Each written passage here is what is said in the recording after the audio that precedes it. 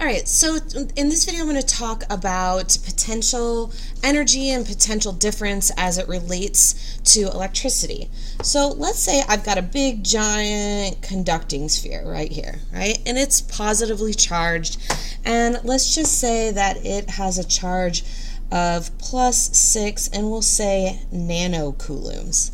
And remember that nano means times 10 to the -9th. Right?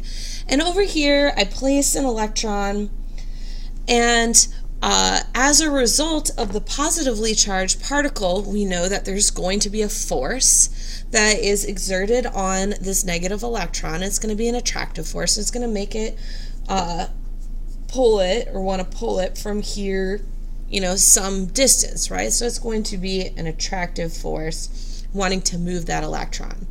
So let's just think about the words I just said.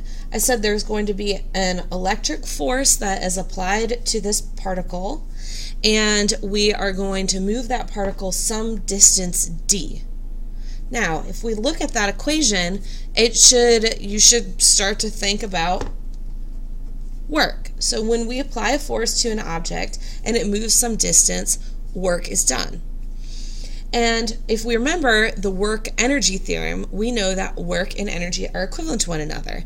And because right here we have some energy, like if I were to hold the electron there, it has some stored potential energy.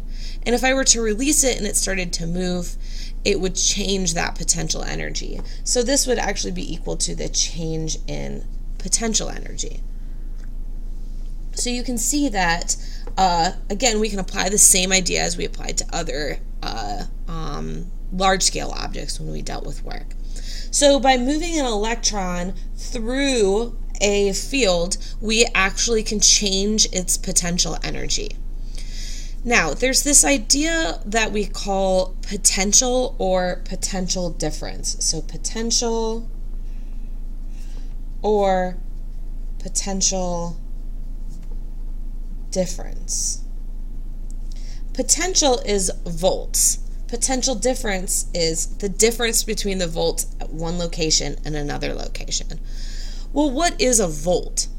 A volt is a way of expressing this energy change, but doing it relative to the charge. So we can have the same potential here as here, whether this is 1 electron or 2 electrons or 3 electrons. So it's the change in potential energy divided by the charge that's moving through the field. So it's a way of expressing this potential by eliminating how what this charge is affects the its energy at each position. So mathematically what it is that a volt is equal to potential energy over Q. So divided by the Q, and this is the Q that is in the field, right? So I know, I'm going to spend a little time. I'm going to drive out an equation really quick to show you how to calculate potential given other variables. So I said that the potential can exist even without having a charge in it. And we want the potential at this position and this position to be the same no matter what kind of charge you put in it. So we want it relative to what is actually making the field. So we can derive an equation for that, and that's actually what's in your reference tables. So if we go ahead and we look, all right, I see potential energy here and potential energy here. So potential energy is electrical force times D. And remember that D is distance, or your change in position, and so is R. So instead of putting D in there, I'm going to put R instead. So let's go ahead and just plug in for electrical force times R all over Q. Now we know electrical force is Coulomb's law, so we can sub in for electrical force K, Q, and we'll say making, and then we'll say Q in the field, and then that's all over R squared. So that's electrical force. And then I've got this other R out here that I'm multiplying by, and then I'm also dividing by the Q that is in the field. So this is QI, this is QI, this is QI. So if we go ahead and cancel out what we can cancel these R's, we can cancel these Q's. And so what we end up with is a way of determining the voltage or the potential a charge would have at a position, despite what that charge is, relative to the charge that is creating the field or exerting the force upon something that comes close to it. And that equation is V equals K Q over R. Right? So let's just do an example. So I said this is 6 nanocoulombs. And let's say that the object, let's say the electron right here is 0.05 meters from this this positively charged object.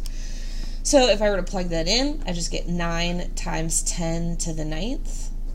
And then we've got 6, and remember that's times 10 to the negative 9th because nano is times 10 to the negative 9. So 6 times 10 to the negative 9, all over 0.05. So I get 9 to the 9th times 6 to the negative 9th divided by 0.05, and I get 1.08 times 10 to the 3rd.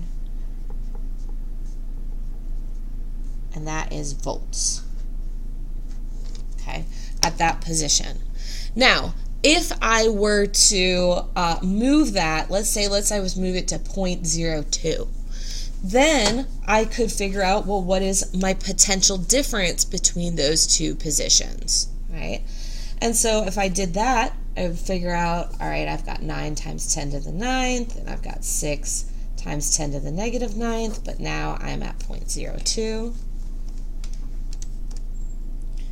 And so I get 2,700. So if I take 2,700 and I subtract,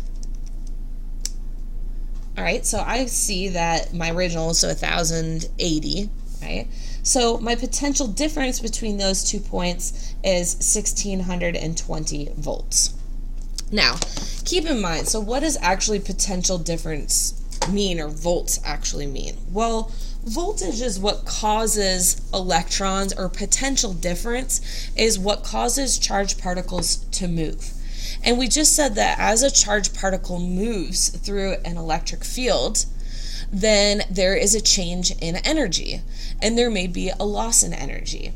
Well, where can that energy go? That energy can then leave the circuit, which is what we're going to talk about in the next unit, and can then be used to power electronics. So the whole idea of voltage and potential difference is how we harness electricity in order to create energy and to power devices that we have in our house.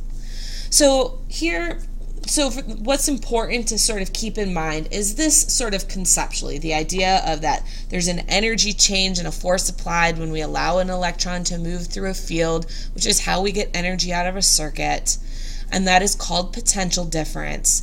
But in order to calculate the potential at any position, we can use this idea of volts equaling KQ over R. This is the only equation of these that I've used here that's in your reference tables, and you'll most likely be asked to apply. So in the next video, I'll actually look at potential difference when we use a uniform field and when we use parallel plates.